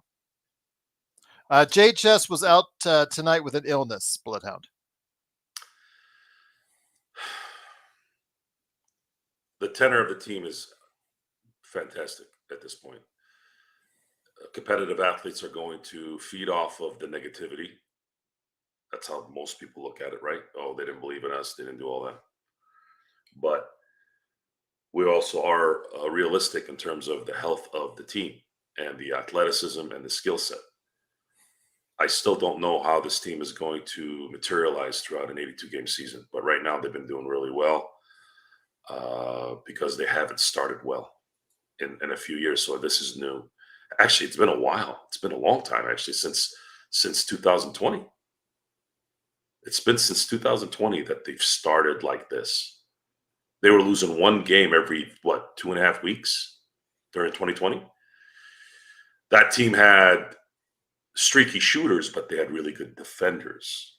And then when someone wasn't shooting well, the other guy was shooting well. That was what made that team so good. If KCP wasn't dropping shots, then Caruso was hitting. If Caruso wasn't hitting, KCP was hitting. And Rondo all of a sudden decided that he was going to start making threes out of nowhere at the perfect time. No one expected that. And he did it at the best time he could have done it. And then you had Kuzma, who was struggling shooting, but then made up for it in defense.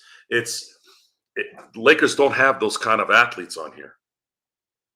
They're going to have to be smart athletes. They're going to have to be very smart and understand basketball IQ, which Connect is probably going to develop into that with the skill set. AR keeps getting a little bit better and better in certain instances. Hey, I was kind of down on him being a golfer all summer. Maybe him kind of relaxing actually probably regenerated him. And someone made a good point today. I think it was Bill McDonald. He said, yeah, he had been in the, Western Conference Finals. And then last summer, went to the Olympics, went to the international game.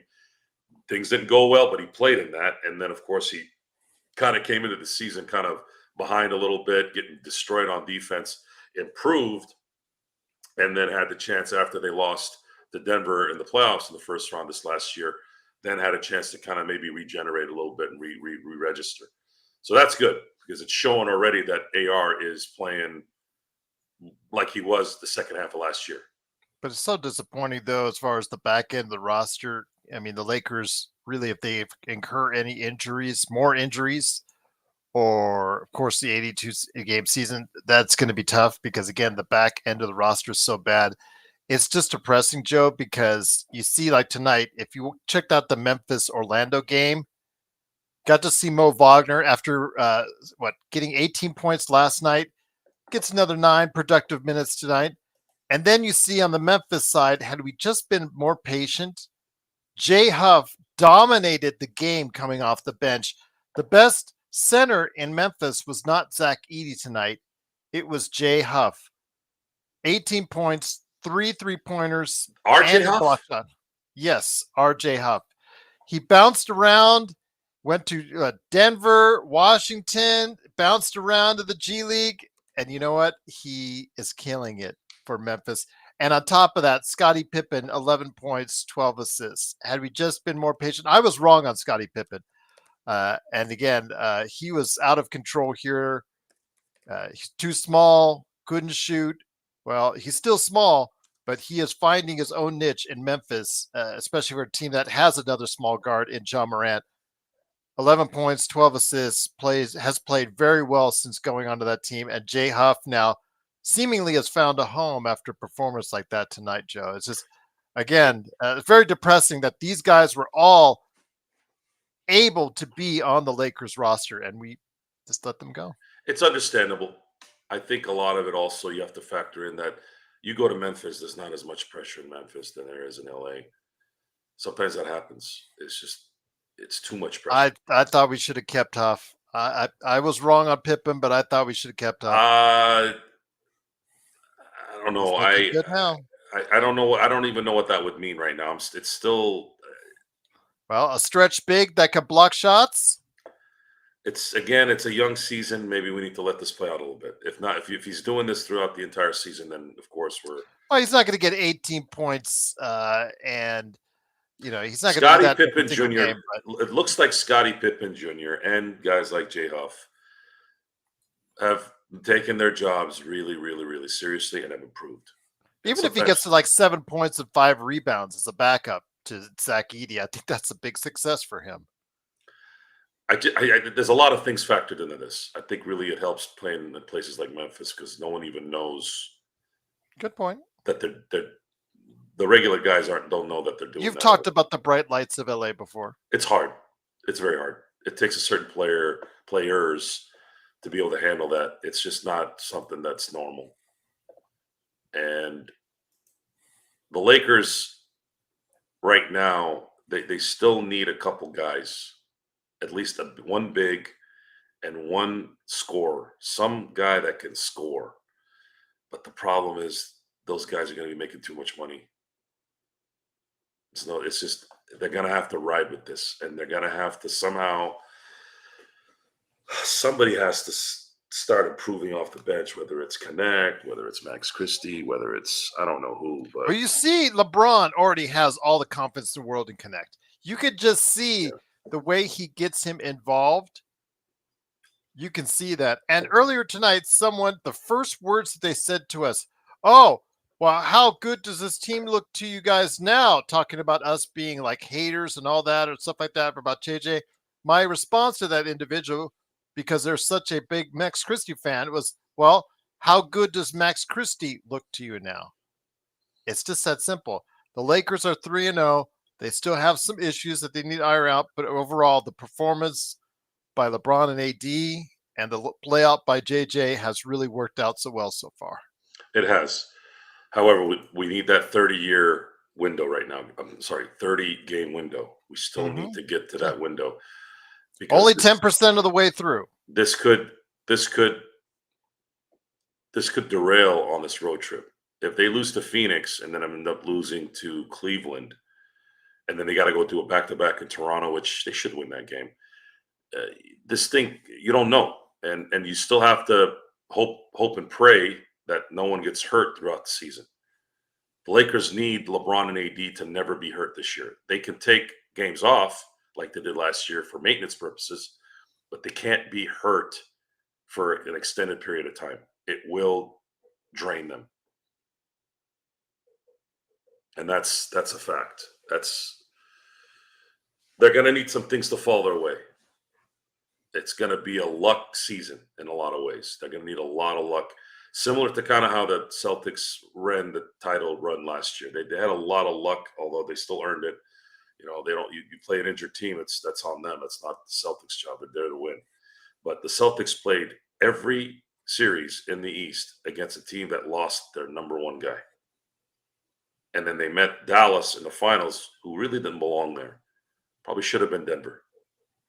And ended up, Mazzulla absolutely put a game plan together that was Belichick-esque type of defense on Kyrie Irving. I know for a fact they went into that series going, just stop Kyrie because he'll quit. And the series is ours. And that's exactly what they did. Jeremy, just want to let you know, Lonnie Walker was waived before the start of the season. Just to let you know. No more scrubs, guys, please. No more. We have enough. If they're going to get anybody, if they get anybody, they got to get somebody that's actually going to be able to need the help.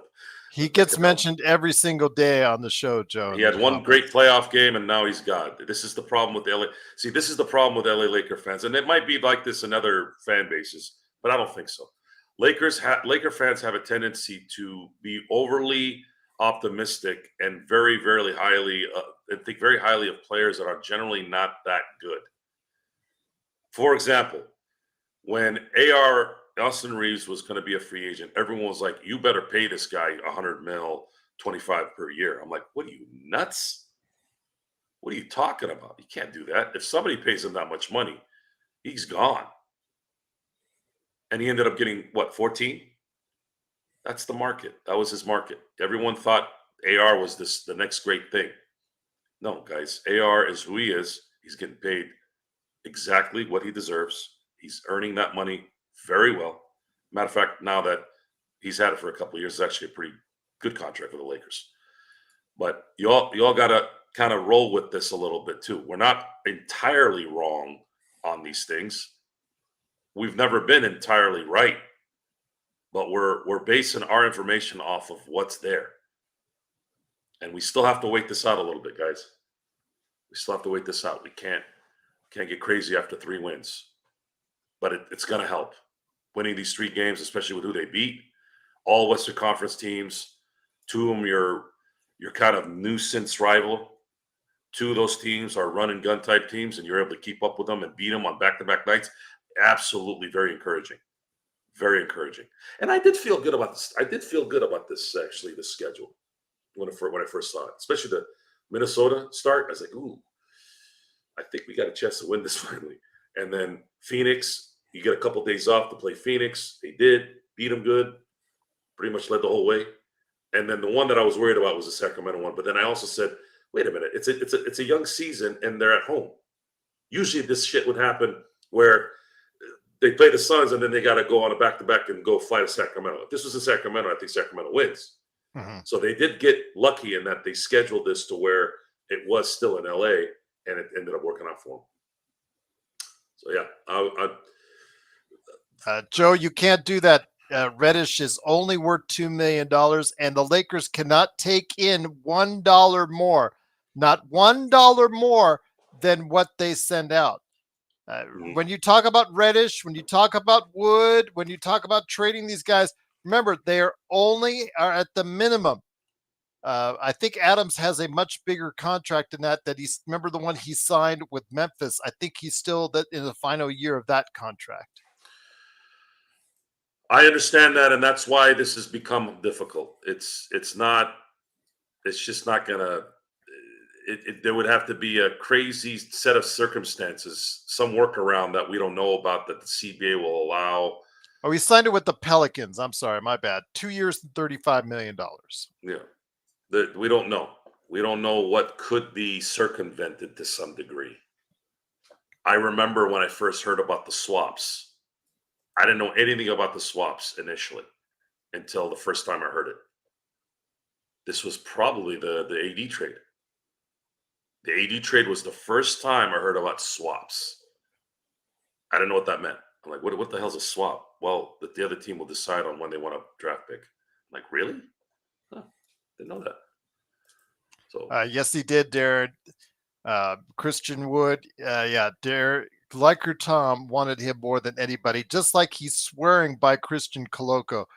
I'm like, I was off camera while these guys were going at it this morning, and I'm just like, okay, Tom, he has not played a lick of basketball in over a season. He has still not been cleared by the NBA, and Tom is still counting on him like he's going to be the best member of the bench coming off there and be an integral part of the team. And I'm like, we don't even know if the kid will be playing basketball again this season. He has not been cleared yet. So slow down on that sometimes, Tom. Tom just goes off on these tangents that it just makes you scratch your head, Joe. It just makes you scratch your head. It just, again, Coloco, we don't know yet, but we'll see if it pans itself out. Sean, yes, they have a bunch of, I talked about it the other night. They have a bunch of swaps, right? In fact, next year, I think what did I say? They have 4 first-round draft picks. I'm going to go look that up again. Is You thought about the Thunder? OKC? Yeah, Oh, I said it the other night on the show. we had discussed that there's a possibility where if some of these teams end up getting into the lottery, and if they win, I don't know, are they protected? Well, remember they've got either the Clippers or the Houston first round draft choice, among other things. So okay, let me go ahead and I'll mention it again.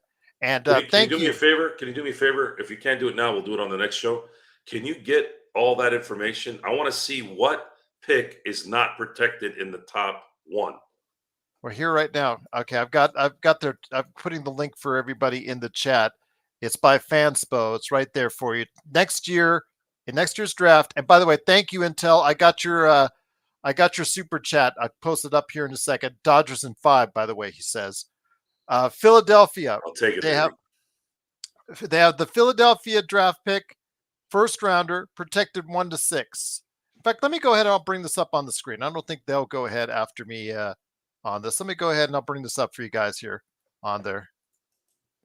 Okay, I know you guys have said I've been too kind to Sam Presti and he hasn't gotten the job done yet with the championship, but if he's at least giving you a foundation for success like this, Joe, I mean, don't we wish we had all this opportunity to do so? Look at that. Okay, hold on. Okay, so the one in 2025, OKC has the right to swap its 2025 first round pick for Houston's 2025 first round pick protected.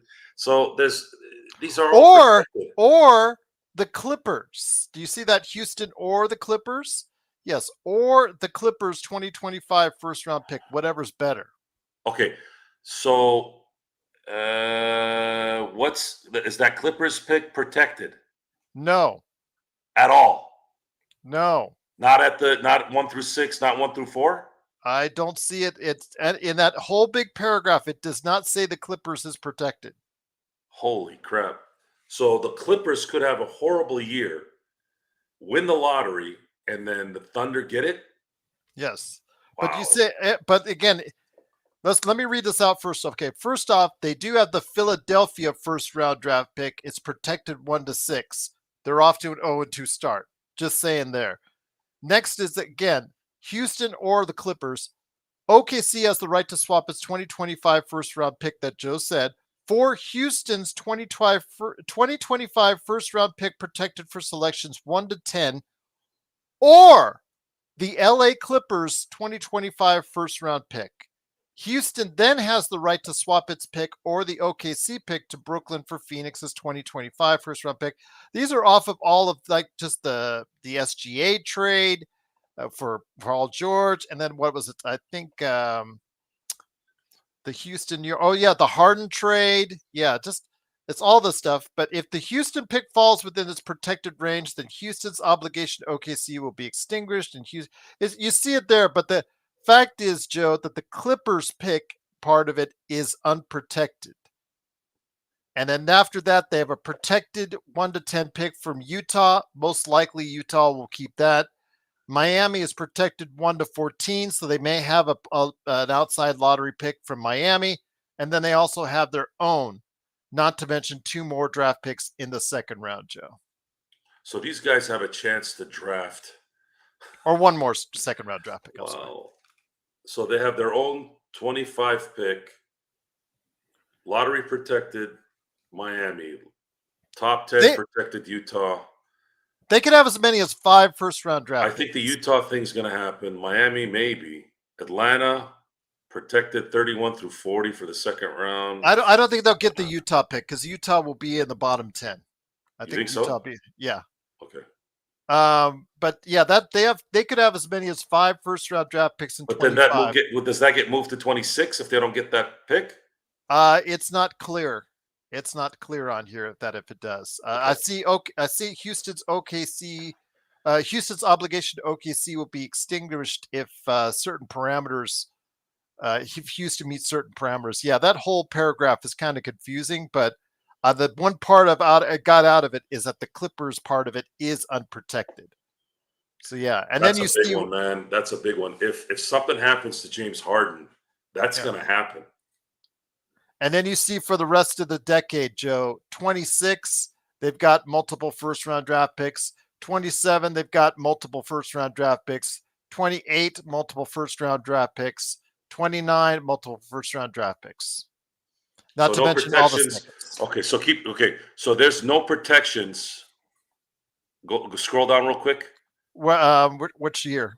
26. Let me look at 26 real quick. Dallas or Philadelphia? No protection. No protection. No, that's the second round. That's Keep the second going. round. I want to look at all the no protections. Oh, Denver. Denver protected 1-5 in 27. That's probably guaranteed as long as Jokic is playing. There's still a Clippers swap possibility in 27. Look, man. Right now, if Chet Holmgren, let's say by next year, I'm going to stick to this. If Chet Holmgren continues to improve, and Chet Holmgren is playing all-star basketball, they can make a trade to really solidify their chances probably with these assets, and it's game over. They'll have depth. They'll have stars. They'll have the right chemistry with all the role players.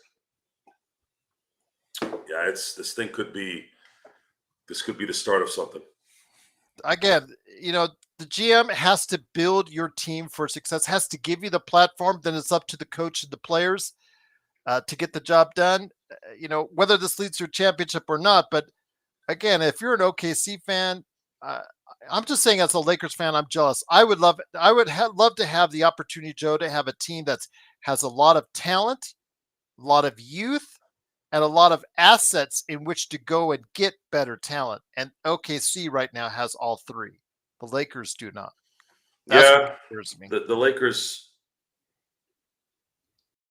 Lakers put their eggs in the AD LeBron basket. And Reggae is an OKC fan. And as I've told you, Reggae, before, I mean, you've got it made for the rest of the decade.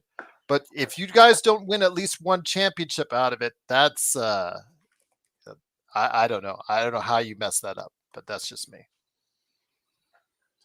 Is Mark Danglot? Is it Danglot? I can never pronounce his name. He said he's going to get an OKC Speedo. Reggae Joe said. They make those. How do you say his last name? Whose?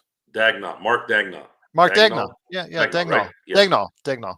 So tell me something, Reggae Joe. How does Thunder Nation feel about him? Is he going to be the next Eric Spoelstra? Wasn't he coach of the year last year? Dagnall? Or was it let's check.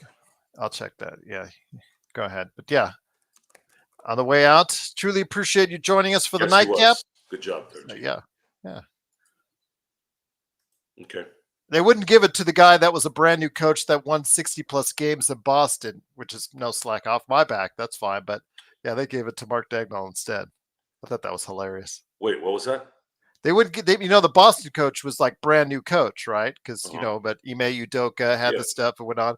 The brand new coach gets the team, they win 60 plus games, and somehow he didn't get. What if it happened to the Lakers? What if Darvin Ham got fired? JJ comes in here, the team wins 65 games, and JJ does not get the coach of the year. Would you be uber pissed? No. Coach of the year. I saw Coach of the Year get fired the year he won the award. Dwayne Casey. That was a reward for being Coach of the Year. Is, hey, by the way, you suck. You're out. We just talked about David Blatt getting fired when he had a 1 seed in the East. You know what's funny about Mark Dagnall? He came up like a player. He was the coach at the Oklahoma City Blue. Yeah. And he became the Oklahoma City head coach of the NBA. I mean, I just think that's kind of cool. You recognize talent. There he even had a developmental path in a pro AAA. Would you consider it AAA, the G League? Yeah, right. Yeah.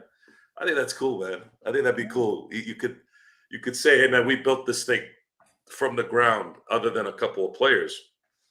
Everything's been built here. Yeah. So I think that's cool, man.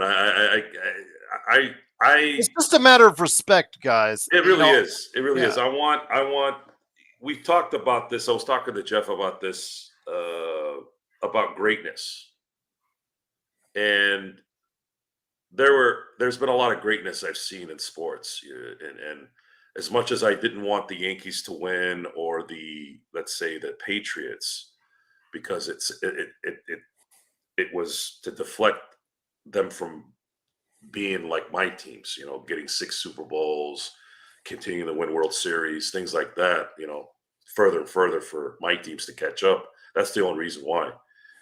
But at some point, you have to admire it. And what I had talked to him about, and this is a nice segue into the Dodgers discussion before we're out here today. The Yankees in '01, that was a very vivid World Series. In a lot of ways, probably one of the best World Series I've ever seen, if probably not the best. And they were going for a four-peat, and they were 3 outs away. And you had Mariano Rivera with a 2-1 lead to close it out. And the only times I vividly remember Mariano Rivera vividly in those moments is the 2 losses he had that ended up costing him probably titles. The one that should have closed out the Red Sox in 4, the one that infamously had Dave Roberts steal second. Remember that? Yep. Before they won 4 in a row to come back from 3-0 deficit.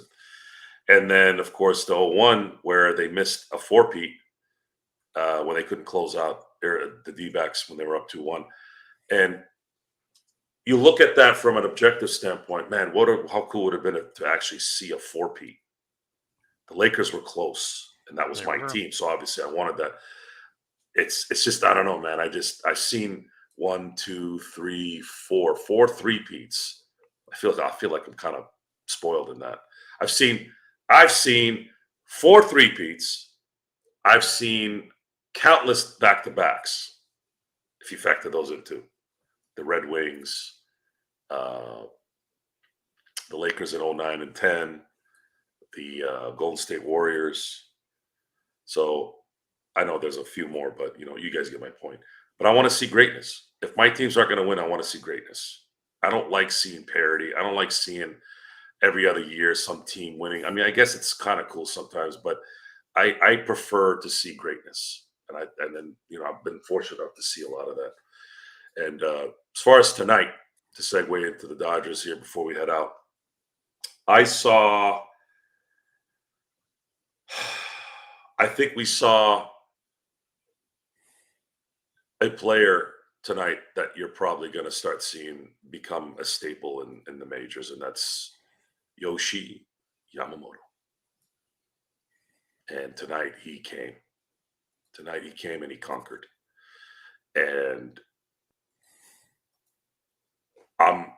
we were begging to get the first 2 games. It had been so long since they got the first 2 games. I think the first time they've gotten the first 2 games in a World Series, unfortunately, they lost that one, which was in 1978, before the infamous Game 4 butt block by Reggie Jackson that ended up kind of creating this windfall of bad luck. And Yankees ended up winning Game 4 and then ended up winning 2 more to win the World Series. But fast forward to now, I was, I think, 7 months old when that happened, so I don't remember. I didn't have a lot of vested interest at that point. But fast forward 46 years later, here we are. The Dodgers, whom no one's really going to argue as a better team than the Yankees, even though they're similar and almost even in a lot of areas. I just think the Dodgers have slightly better performers in these moments. And then, of course, you saw it tonight. You saw Edman do it again. You saw Teo come out of his slump from the NLCS, absolutely just huge in that home run that he hit. And then, of course, Freddie Freeman, who right now is probably if they can get these next 2 games and things stay steady without any crazy things like Teo hitting a grand slam and a 3-run homer, all looking like he's going to be the a World Series MVP. But they're going to go in on Monday in New York, and everyone and all the percentages say that the Yankees should win Game 3. But the Dodgers really only need to win 1 more in New York, and then they can close it out at home in Game 6, right? it would be fitting. It would be a nice end, perfect end in a lot of ways, to the fact that they were able to close every team, every division win, every round at home. Which I don't. Again, I have to look at the history. I don't think so. From what I can remember, I don't think I ever remember them doing that, closing everything at home. So, uh, but I want them to actually sweep. I want this over on Tuesday, man. And I'm curious to see if they actually go in on Monday and kind of rock them pretty good, end up winning 10-3 or something. Be kind of curious to see if that's what maybe makes the Yankees quit. I think if the Dodgers go in there, and because the Dodgers, the last 3 road games to start on the road, uh, well, actually, that's not true. The last road game they had against the Mets, they got That's a short porch in right field, Joe, in Yankee Stadium. I hope Otani is anywhere near healthy because you know what? Again, that is so tantalizing to left-hand hitters. Yes, Yankee fans don't like to hear that their ballpark's a little league ballpark. That right field is. I think you and I could hit it up there. The thing is that so can the Yankee players, Yes, and good we point. might be seeing bombs left and right here in game 3. I think that the Yankees are going to try and send one out just like they have the last few games. And my hope is that Walker Buehler has one last Dodger performance here, because there is a chance that he might not be back. But what a fitting way to possibly end your Dodger career, by having a phenomenal game pitched. All we need is like 5 innings, and hopefully the Dodgers are able to score like they have been early in the games, and then um, get this thing to 3-0. If you get it to 3-0, it's pretty much a done deal. And that's kind of how I would approach it. As far as Otani's situation, I mean, I'm hearing good things. I'm hearing that he's got strength there. He's got rotation. He did get a little bit of separation. The way I saw it, I'm going to take a guess. This wasn't the first time it happened, for the fact that it didn't look like he kind of pressed on it too much. But once you move that out, sometimes it's easy to have it happen again. But I had mentioned on the show, on I think playback, where when Cody Bellinger in 2020 hit that home run to go ahead, he basically had to go ahead home run to win the NLCS in Game 7. He did the Bash brother thing with Kike and ended up separating his shoulder in that celebration, and then he had to deal with that before Game 1 of the World Series, and he ended up taking Tyler Glasnow yard, and I think it was his longest home run of the year. So, in terms of the difference between him and Otani, that was his right arm too, which is the one that follows through, and he still was able to kill the ball. Otani injured his left, so he's going to be able to kind of roll with the body more and follow through with the healthy right. So the left is important, obviously, but it won't get taxed as much. Plus, the fact that he's not playing a position isn't going to put him in danger either. You're likely not going to see him base again, that's for sure. But if that right field is enough motivation for him to play, I don't know what is. Oh no, he's playing. He's playing. One of the things I have always liked about Roberts, beyond the coaching decisions, but there is one thing that I've always liked, is Roberts is one of the few managers, if not probably one of the only managers, where you can get an answer right after the game. He's very good at. He won't tell you what happened, but his little response, like, "Yeah, it's not good," or "We don't know what we're going to do here." And in this case, he was not. He said that we're very encouraged, and there was rotation and movement and strength in there. As soon as he said that, I go, okay, if Doc is telling everyone that he feels pretty comfortable, then this is probably not as bad as it's going to be.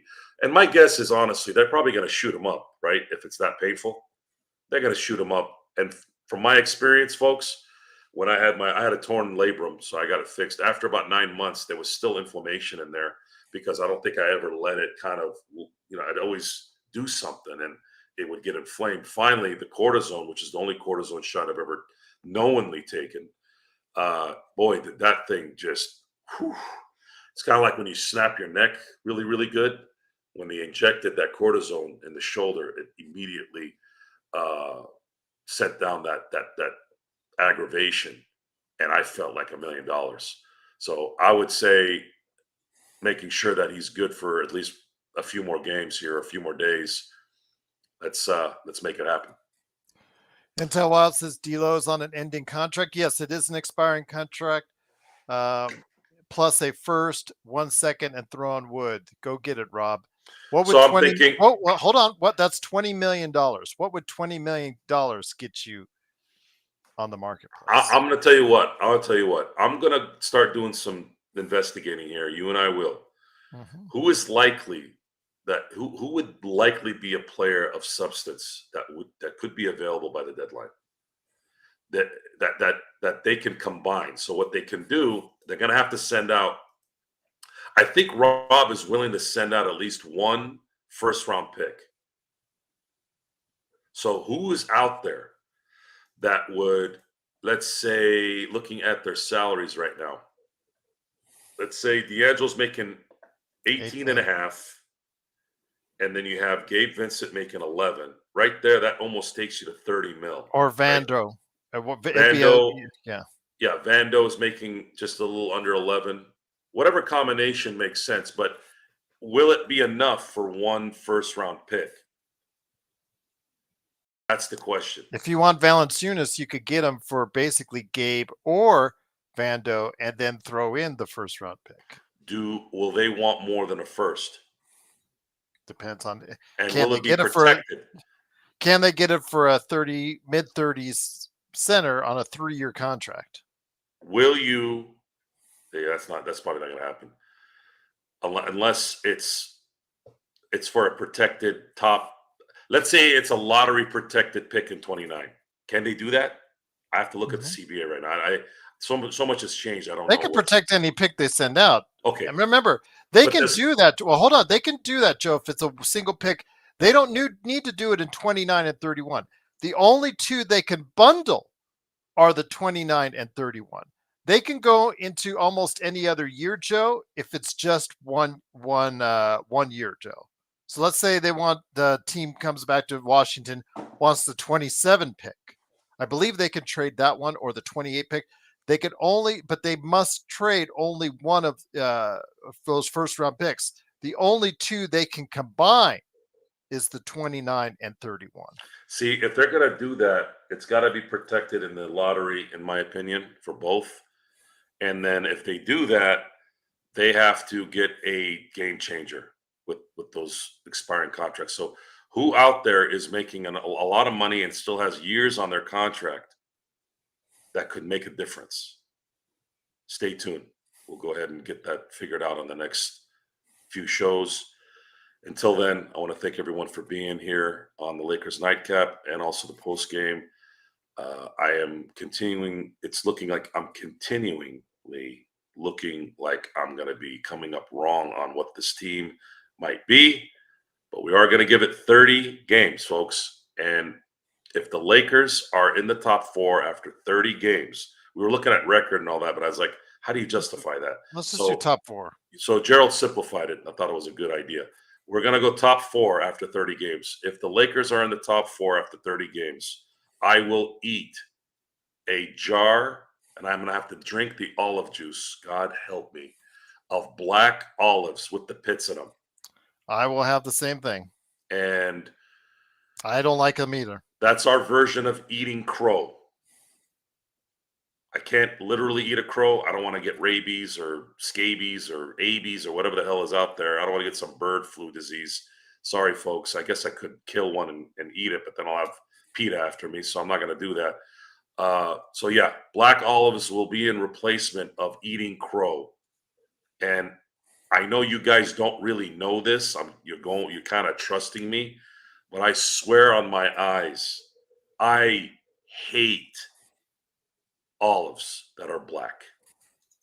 I can't. It's gonna destroy me. It's gonna make me feel like garbage. I'm gonna probably throw up. The fact that I got to eat an old jar is gonna kill me. But anyways, no, black licorice I can get through. That's like drinking. That's like eating Jaeger. That It helps doesn't. with gout. That really helps with gout, by the way. Had to find out that the hard way. Gout is not funny, man. Gout hurts like a son of a bitch. Right on I your don't. Yeah, I right don't. on your toe. Your toe becomes like this blue reddish thing, and it just it hurts like the dickens. Well, it's when you eat too much of seafood, things of that nature, all at once. It builds up and goes right to your toe. Really? Yeah, yep. I Found didn't that. know that. And black licorice I don't like, but I could tolerate that more than I can black olives. Well, it's easier to eat a lot of something crappy that's not sugar. If it's sugar, then you start to really get sick. But this is going to be hard. I mean, I'm probably going to be eating them for the 2 hours of doing the show. But already did, Edward. This was part of the. This was part of the. This was a trend. This last hour was a transition to the nightcap. But we should have a nightcap here. Well, what is it? In 2 days. I'll try to Yeah, I'm sorry. The nightcaps are going to be difficult while the Dodgers are playing. As soon as the series is over, I'll be able to get back on a regular but you at least schedule. have the post game with me, guys. I'll Yeah, be here for the post game on yeah, Monday night. Hoping I'll sneak in a pregame, and then of course I'll have the playback up. I probably will be in transit on Monday for the first quarter or so, but I will be back, and I'll have it up for VIPs on Monday for the playback.tv/Lakers Fast Break. excellent. Yes, Again, I want to thank everyone again for being here tonight. There was a big crowd here tonight. Thank you all the people that are railed on me here tonight. Thank you for what that tells me is you guys are paying attention to what I'm saying, which means you guys are watching the show. Yes, if I'm big crowd wrong, tonight. We had as many big as crowd tonight. Yes, 115. when I'm wrong, that's why I'm saying what I say on here is that you have free reign to clown me. That's the point. When I'm wrong, you got to clown people who are wrong. However, we still need a little more time, and we weren't wrong about everything. And that happens. We watch a lot of games, folks. We know what we're doing here, but it's a surprise start, at least for me, and it's a good one, and I hope it continues. So until next time, folks, have a great evening. Gerald, thank you for helping me out again here with the Dodgers series, kind of being a little kind of distraction to the show. I haven't forgotten about you guys. I love you all. Until next time, see you next time.